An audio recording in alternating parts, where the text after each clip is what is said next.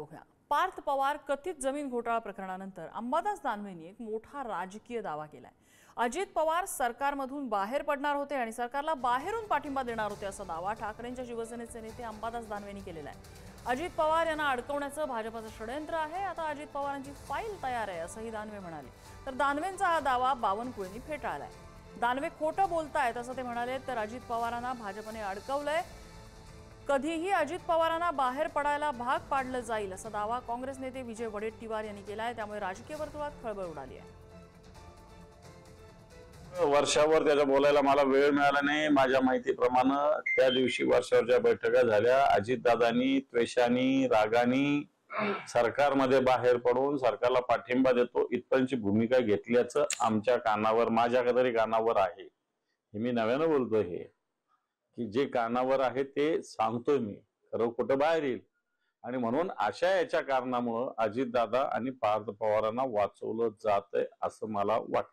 कारण भारतीय जनता पार्टीला माहिती होतं हे सगळं होणार आहे म्हणून। हे सगळं होणार भारतीय जनता पार्टीला ज्ञात होतं आणि हे सगळं करून अजितदादाला अडचणीत आणणं हे सुद्धा त्यांचं उद्दिष्ट आहे। हे काय पूर्ण करू द्यायचं आणि नंतर झाल्यावर सांगायचं का आता याची सारवासारव करायची। ही मोडस ऑपरेंडी आहे की याच्यात उद्या फाईल तयार झाली आता अजितदादांची, उद्या काही केलं की याच्यात 1 मिनिटात पार्थ पवारला अटक होऊ शकते। हे भारतीय जनता पार्टीचं षडयंत्र आहे, खोटारडेपणा आहे। मी होतो वर्षा बंगल्यावर, अंबादास दानवे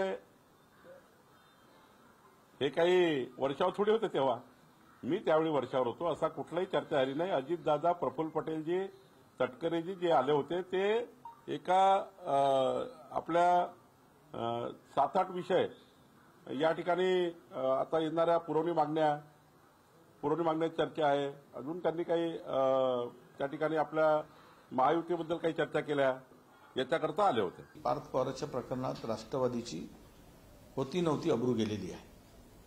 म्हणजे अजित पवार गटांची, राष्ट्रवादी अजित पवारांची प्रकरण झालं। पार्थने ती जमीन घोटाळा केला हे तेवढं 100% खरं आहे, बरोबर। पण निवडणुकीच्या तोंडावर आणि हे सर्व स्थानिक स्वराज्य संस्थांच्या निवडणुका घोषित झाल्यावर हे जे केलं आहे, यामध्ये हा कुठेतरी असा वास येतोय की त्या रचलेल्या कटाला अजितदादांचा पक्ष त्याचा बळी घेण्याचा प्रयत्न केला। पण एक सांगतो, आज नाही तर उद्या हे जे उपद्व्याप चालले त्यातून त्यांना बाहेर पडावं लागेल। हे आता काही लपून राहिलेलं नाही।